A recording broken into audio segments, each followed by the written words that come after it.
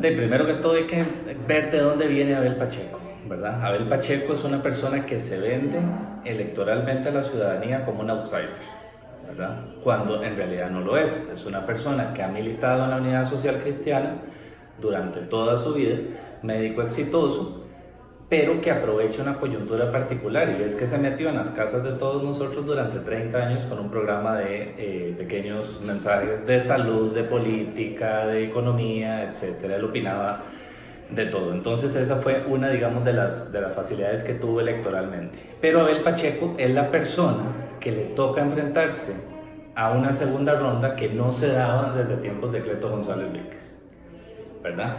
Hace irrupción el PAC, la oferta electoral es bastante amplia en ese momento, es bastante cuestionada en ese momento también la política tradicional, y Abel aprovecha esa cercanía con la gente para, siendo un político tradicional en un partido político muy tradicional, meterse a la casa de todos nosotros y pedirnos el voto de manera directa. Eso, digamos, lo ayudó para gobernar un poco, por esa cercanía que tuvo con la gente. Pero bueno, la cercanía te da confianza para abrirle la puerta a una persona.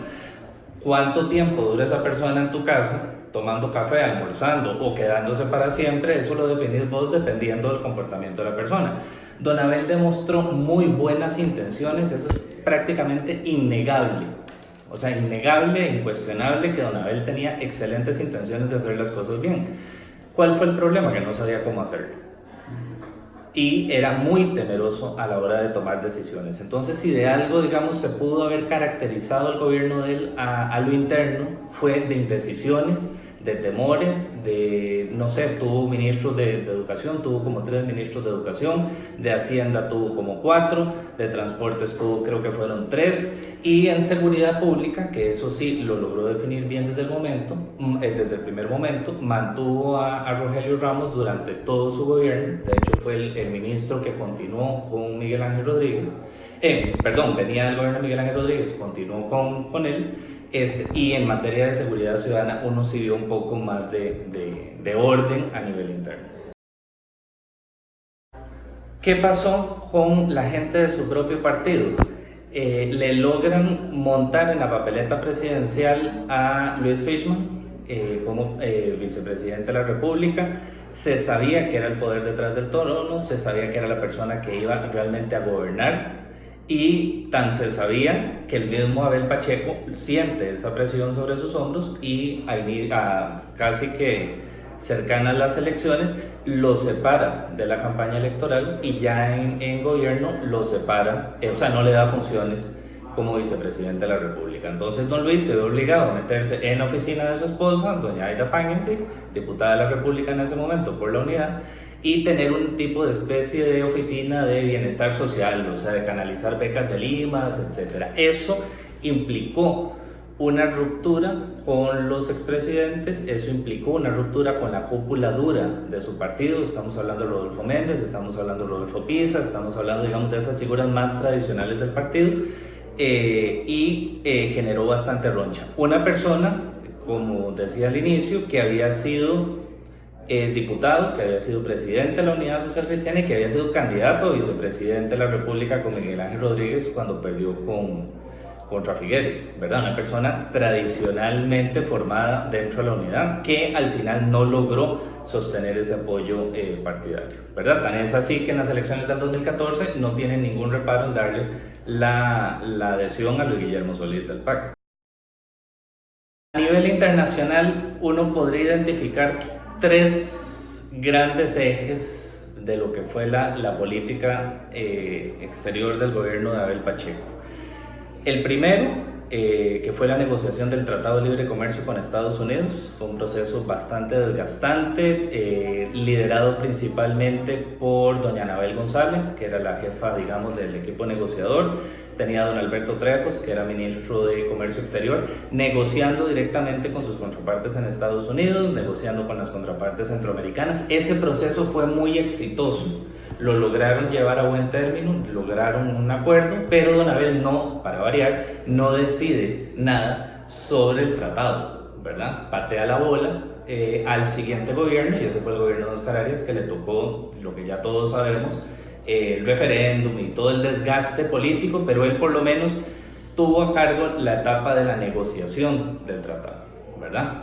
Eso como un primer eje. Otro segundo eje fue la lamentable decisión de apoyar a Estados Unidos y a Gran Bretaña en su invasión a Irak, contraviniendo absolutamente toda la historia diplomática y pacifista del país, ¿verdad? Un país que abolió el ejército, un país que firma la declaración de neutralidad perpetua en conflictos armados, un país que aboga por el desarme internacional, termina dándole el apoyo a Estados Unidos y a Gran Bretaña, y la excusa que utiliza el presidente de la República y su canciller, don Roberto Tobar Faja, es que eran dos grandes socios y dos grandes amigos a los que había que apoyar en las buenas y en las malas, ¿verdad?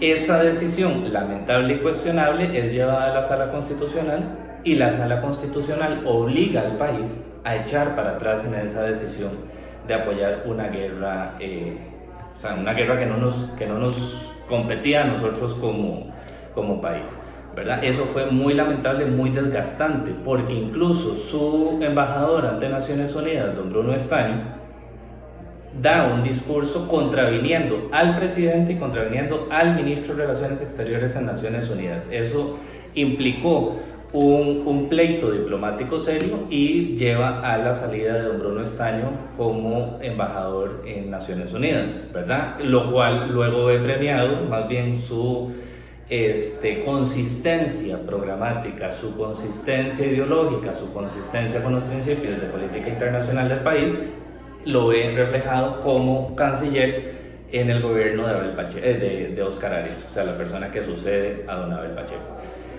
Y el tercer eje, que fue, vamos a ver, fue incómodo para el país y obviamente también para don Abel como presidente y para la Cancillería de la República, fue el atentado en la embajada chilena en San José en el 2004, ¿verdad? Un policía, que era la persona que tenía a cargo la seguridad de la misión diplomática, ingresa y asesina a 3 funcionarios diplomáticos chilenos, en un momento donde el entonces ministro del Interior chileno, José Miguel Insulza, luego secretario general de la OEA, está de visita en Costa Rica.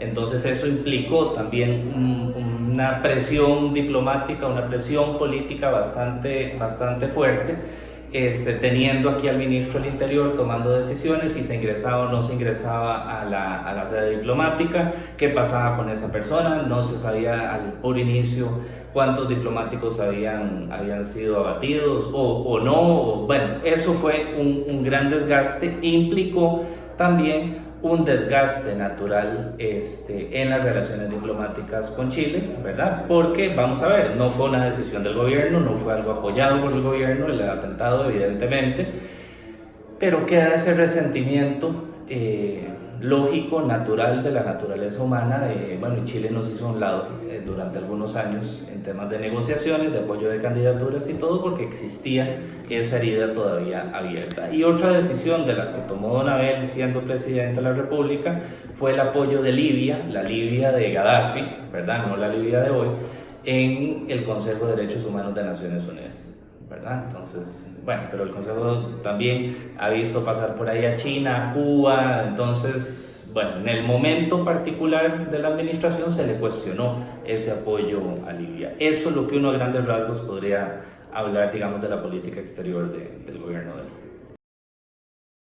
él. Social cristiano de hueso colorado, mariachi de hueso colorado, como él mismo se decía, formado en la época donde él vio la gloria de el doctor Calderón Guardia, los pactos con la Iglesia Católica, con el Partido Comunista para lograr las garantías sociales. Eso lo marcó mucho a él, lo marcó también especialmente como médico, ¿verdad? Médico como Calderón Guardia, médico de pueblo. De hecho, mucho de su trabajo inicial como doctor general lo hizo en la unidad sanitaria en Puriscal.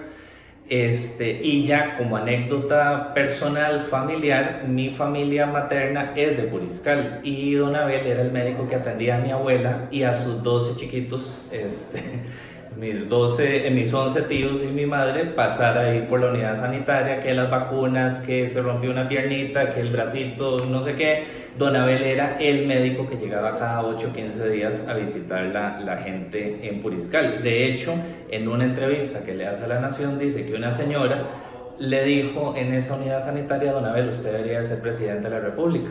Y bueno, esa señora fue mi abuela, así es que es culpable en parte de haberlo alentado a esa decisión. Don Abel, como demócrata cristiano, fue muy consistente, o sea, una persona leída, estudiada, preparada en democracia cristiana, una persona que se fue a reunir con sus contrapartes alemanas, chilenas, venezolanas de la época, digamos que eran tres de las corrientes más fuertes que tenía la democracia cristiana, católico ferviente, y una persona que logró mantener ese enfoque de bien común en su gobierno, que fue temeroso a la hora de tomar decisiones, que fue pésimo administrador, que le costó mucho ejecutar presupuestos, sí, pero uno podría decir, si hay algo que se enmarque en mayoría, digamos, dentro de una doctrina política, él podría calzar perfectamente bien con esa democracia cristiana que de por sí su partido representa.